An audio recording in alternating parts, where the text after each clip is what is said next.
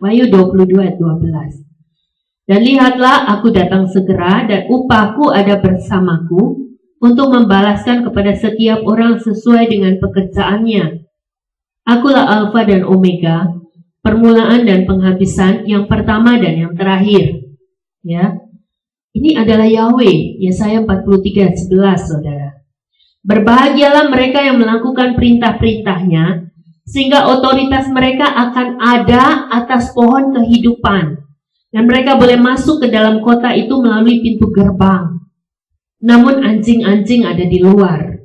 Juga para penyihir, para pezina, para pembunuh, dan para penyembah berhala, dan setiap orang yang mencintai serta berbuat dusta.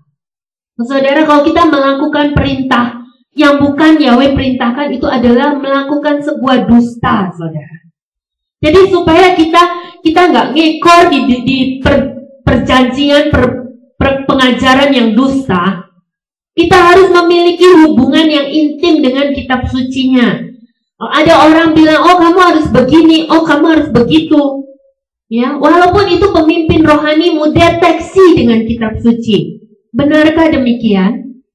Kalau enggak, kita sedang berjalan dalam pengajaran dusta, saudara. Pengajaran palsu. Ya, orang-orang seperti ini firman katakan anjing-anjing, saudara. Jadi maafkan saya tuh bukan orang yang suka menyakiti hati orang dengan kalimat kamu anjing, kamu babi. Itu firman, saudara, yang sedang menghakimi saya dan saudara.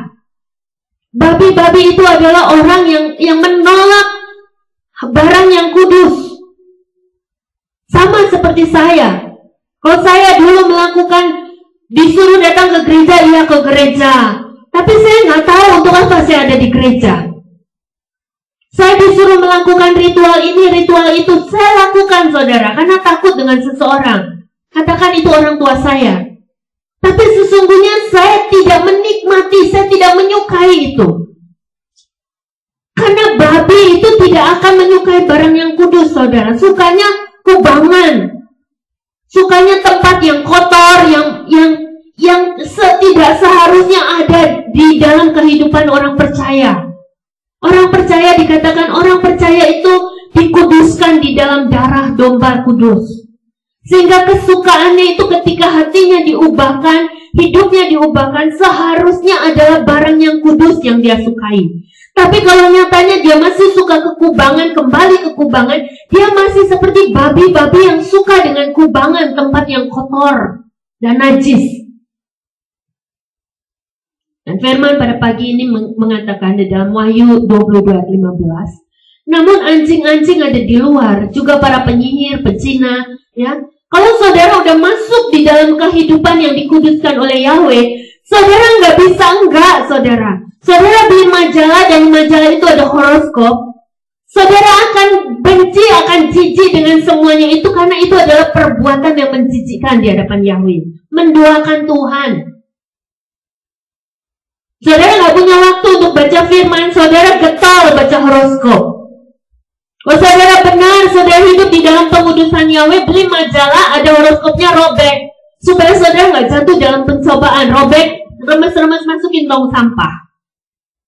Demikian juga, kalau ada seseorang, saudara sudah menikah, saudara sudah punya pasangan hidup, ada orang lain menyukai saudara. Saudara nggak kegeeran, saudara nggak jadi happy banget ada orang yang mencintai saudara, padahal saudara sudah menikah. Saudara kan jijik dengan perbuatan itu. Saudara nggak akan tanggapi dia, saudara nggak akan responi dia dengan positif. Saudara berdoa buat dia supaya dia disadarkan. Ini bukti bahwa kita hidup di dalam jalan keselamatan.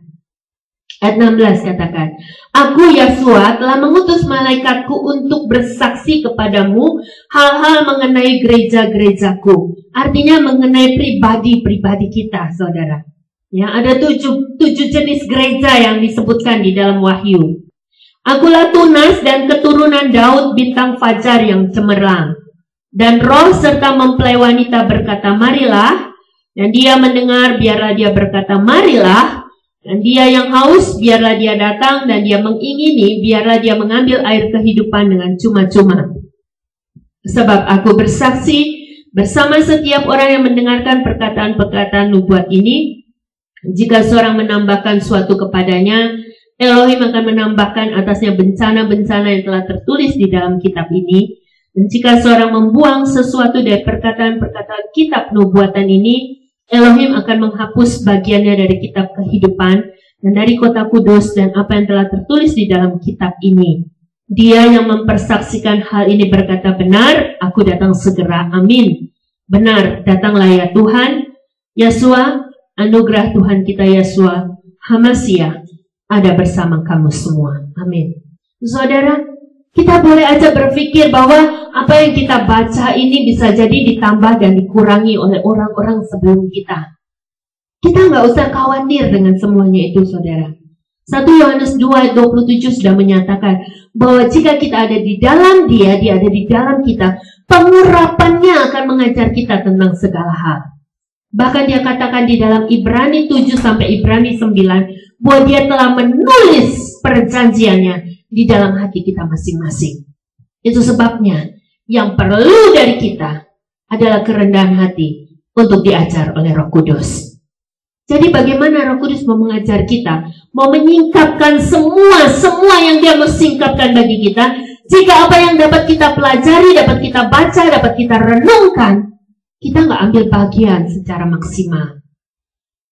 Kita hanya menunggu, oh iya tunggu minggu Sabtu depan, Sabat depan, saya dengar apa dari pemimpin rohani saya.